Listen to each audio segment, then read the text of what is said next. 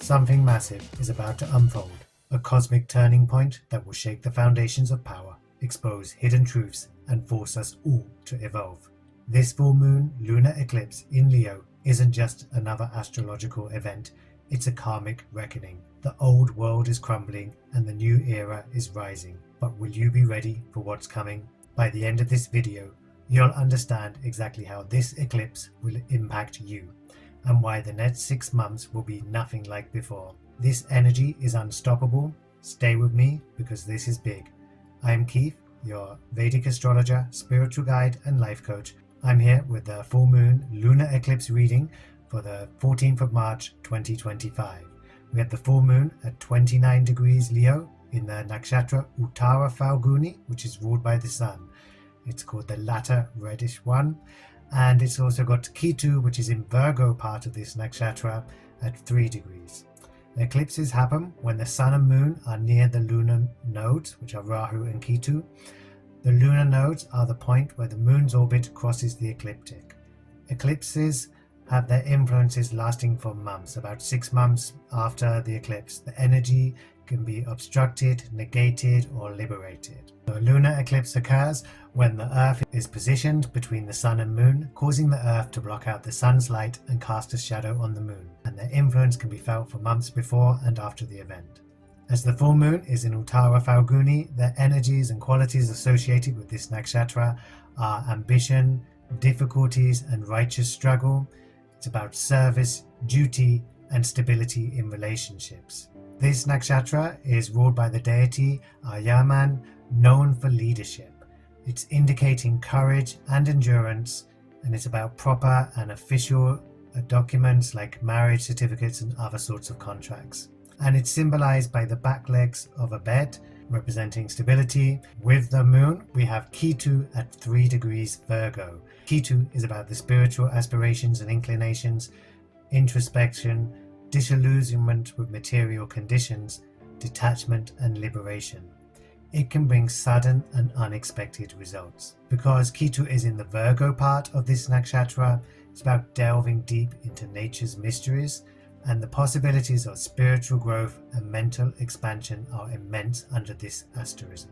Ketu gives remarkable benefits through disconnection and detachment, thereby cutting one's losses, abandoning hopeless projects, leaving unsuitable relationships, even surrender before annihilation.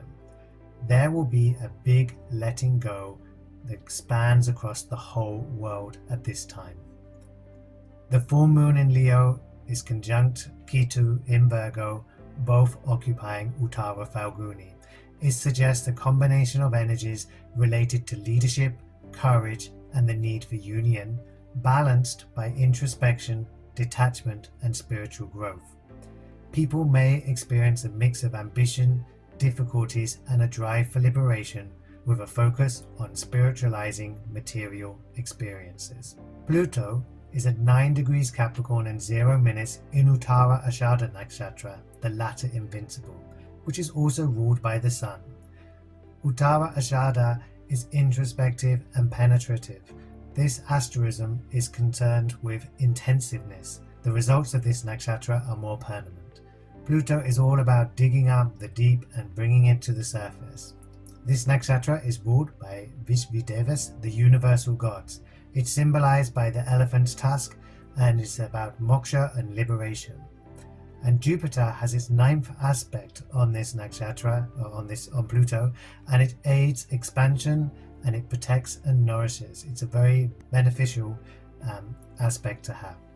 Pluto in Capricorn as an earthly and cardinal sign owned by Saturn, and Uttara Ashada, the ruling planet of which is the sun, suggests an introspection and concern with permanent intensive results, and it's especially emphasized as the sun and Saturn are together at this lunar eclipse. Now we have the sun at 29 degrees Aquarius and 40 minutes, conjunct Saturn at 28 degrees and 6 minutes. We've also got it, because it's the eclipse, with Rahu, which is at 2 degrees of Pisces, all in Purva Bhadrapada nakshatra, which is the former blessed feet. Now Saturn debases the nature of the sun, and this obscures the spiritual impulses of the sun, pushing them inwards and making the people a bit more materialistic. This could be a time of scandals and rulers losing power, and they could be tightening their grasp on power first, because this influence of the eclipse will be lasting for about 6 months after the eclipse. And I've noted that the karmic point of this eclipse is activated in January 2026. Now, Purva Bhadrapada Nakshatra, the former blessed feet, is ruled by Jupiter. Its symbol is the double-faced man, a sword, a stage, and the front legs of a funeral cart. It's about duality, intensity, and spiritual transformation. The first 3 quarters of Purva Bhadrapada fall in Aquarius, which is ruled by Saturn, while the last quarter is in Pisces, ruled by Jupiter. Now, the Sun and Saturn are in the Saturn sign, but the amplification effects of Rahu have the Jupiter sign combined with the Jupiter ruling the asterism. So Jupiter is the teacher of the gods. It's the guru, the spiritual teacher or guide, who removes ignorance and offers wisdom.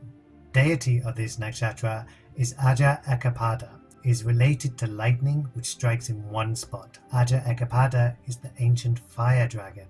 It represents the unborn and transcendent cosmic energy. He is worshipped as a form of Shiva and is the vehicle of Agni, fire. Shiva is about the destruction, and this is the destruction of the old world. It is falling. This is the last year. 2025 before. This is the end of the before period. Purva Bhadrapada inclines us towards personal transformation, because in the new world, we are all going to be different. It's associated with transformation, death, and the afterlife, and the need for detachment. It is associated with cosmic stability and imparts fearlessness. The portion of Purva Bhadrapada that falls in Aquarius, where Rahu lies, highlights cosmic ideation, whereas the portion that falls in Pisces, where Sun and Saturn are, highlight the expression of Agni, or the fire to differentiate and nourish so that it can complete its journey. It's associated with the fierce and destructive and transformative aspects of Shiva. Rahu's influence magnifies the desire to promote visionary worldview, showing the connections between all things. This, combined with the energies of the solar eclipse, is the downfall of the old system, which will be occurring throughout this year of 2025. And as without, so within. In the outside world, we will see the true leaders shining and the karmic retributions of those who have been corrupted. And this will be true in our personal lives as well. It is all part of the pathway that leads to spiritualization and realization of one's own divinity. The Sun conjunct Saturn in Aquarius, occupying Purva Bhadrapada, suggests a combination of energies involving structure, discipline, and a drive for transformation. The addition of Rahu in Pisces within the same nakshatra amplifies these effects, adding a visionary and potentially disruptive element to the mix.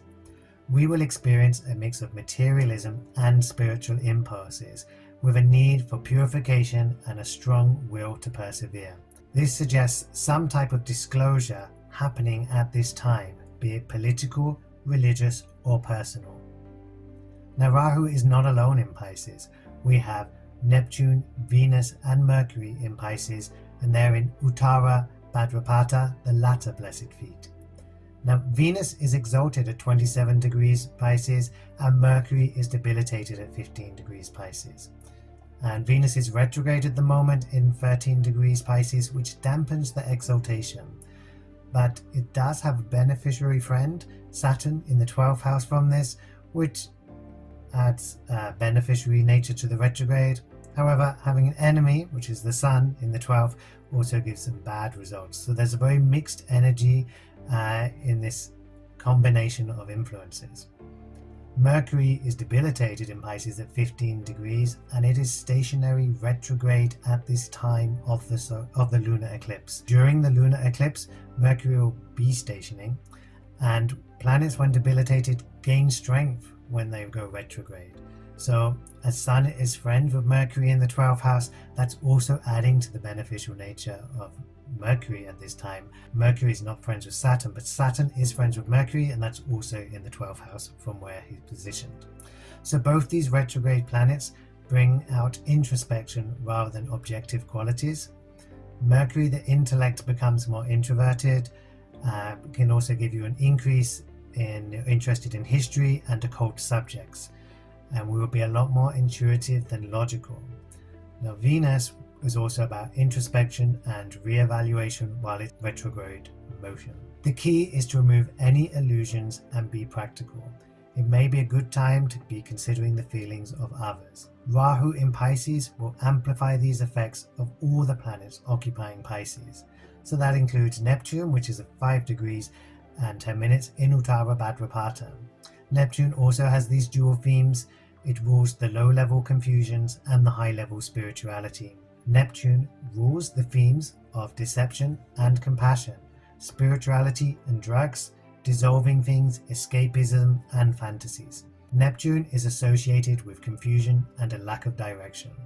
The presence of Neptune amplifies the spiritual and mystical aspects.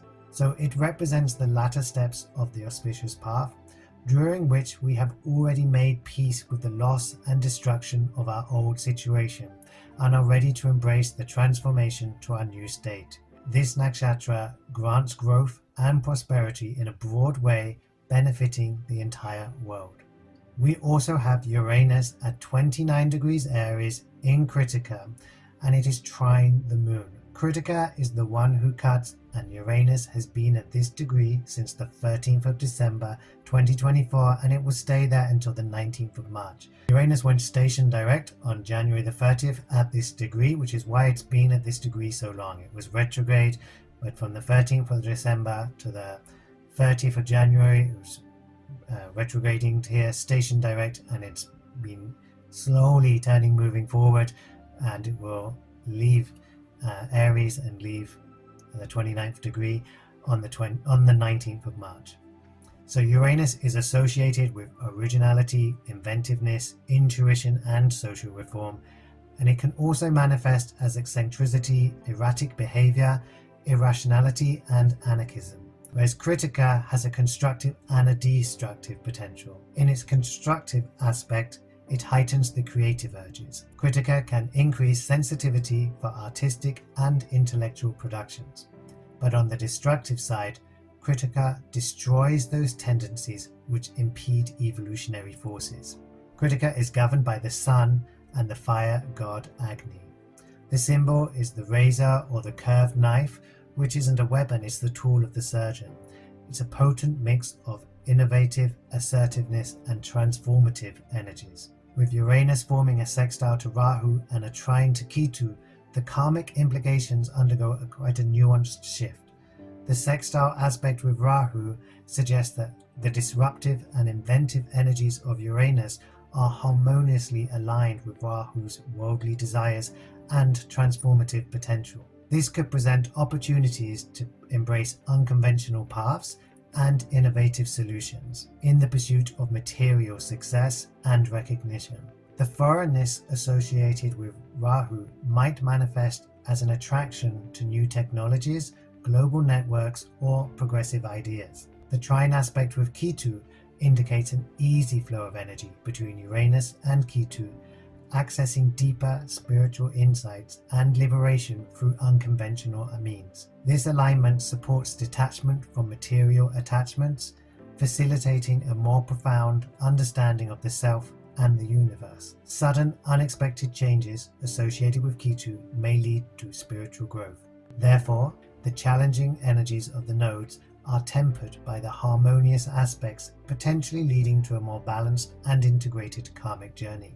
This alignment helps utilize unique insights and innovative approaches to navigate worldly desires while remaining connected to deeper spiritual truths. Remember, Uranus is about sudden, unexpected changes, freedom and originality. It's limitless, it's associated with originality, inventiveness, intuition and social reform, and these eclipse energies are playing out over the next 6 months. We have got Jupiter at 19 degrees Taurus in Rohini Nakshatra, the red one. Rohini is associated with procreation, creativity and fertility. The symbol of Rohini is the ox cart or chariot and the banyan tree. It's about unlimited growth and abundance. Rohini is ruled by the moon and associated with material enjoyment and sensuality. Jupiter in Rohini combines expansive benevolence Jupiter energy with the creative, fertile nature of Rohini. Jupiter's fifth aspect on Ketu signifies that after the pain of loss subsides, one confirms that this loss to have been a spiritual gain. And Jupiter's ninth aspect on Pluto confers fortune and positive outcomes. Jupiter in Taurus and Rohini is about good health, happiness and wealth, and indicates creativity. Mars is at 24 degrees Gemini in Punavasu Nakshatra, return of the light, which is ruled by Jupiter.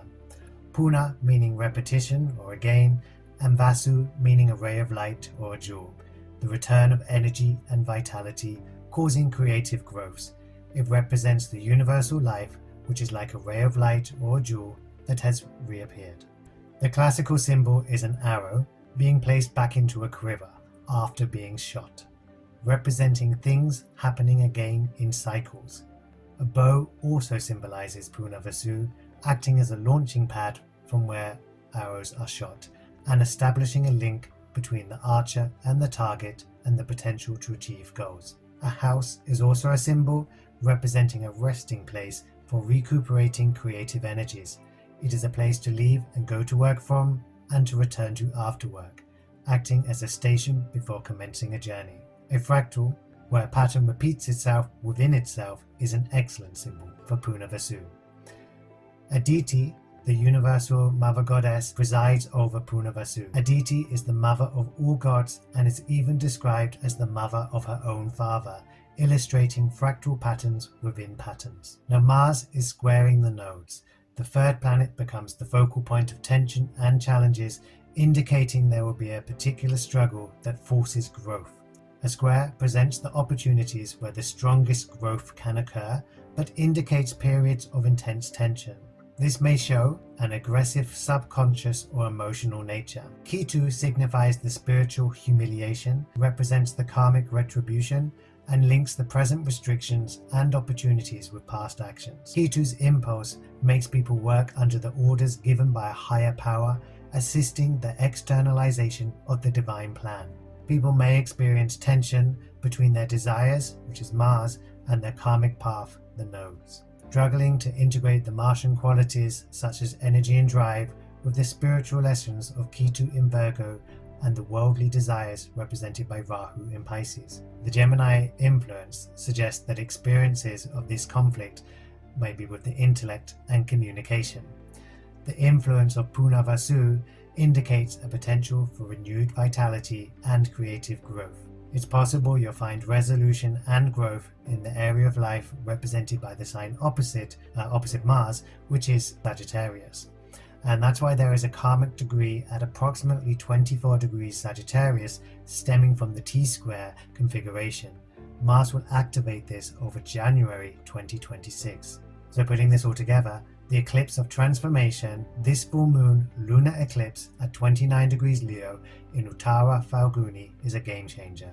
Leo's bold energy merges with Uttara Phalguni's themes of ambition, duty and righteous struggles, making this a moment where leaders rise and fall.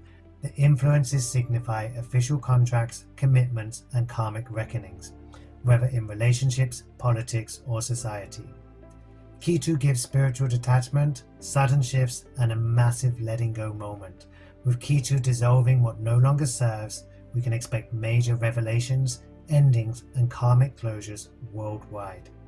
There's a feeling of scandals breaking, leaders losing power and the hidden becoming visible. Even the exposure of Hollywood, religious figures or long buried secrets. Meanwhile, Pluto signals deep, permanent change. Aligning with Saturn conjunct the Sun in Aquarius is an astrological signifier of power struggles, societal shifts and enforced control before release. Rahu combined with Neptune, Venus and Mercury in Pisces magnifies themes of illusions versus reality and the fall of false idols. With Uranus trine Ketu, sudden revolutions of awakening are very likely. The overall theme is a karmic breaking point. Structures are crumbling and truths are coming out, and this eclipse sets the stage for 6 months of collective transformation. Expect a massive spiritual awakening, but also chaos as the old order resists its downfall. This isn't just astrology, This is a cosmic reckoning. And if you want to find out how all of this can impact you personally, then I'm available for personal consultations, and my details are below. Have a wonderful month ahead, and I will see you for the new moon reading and the solar eclipse at the end of March.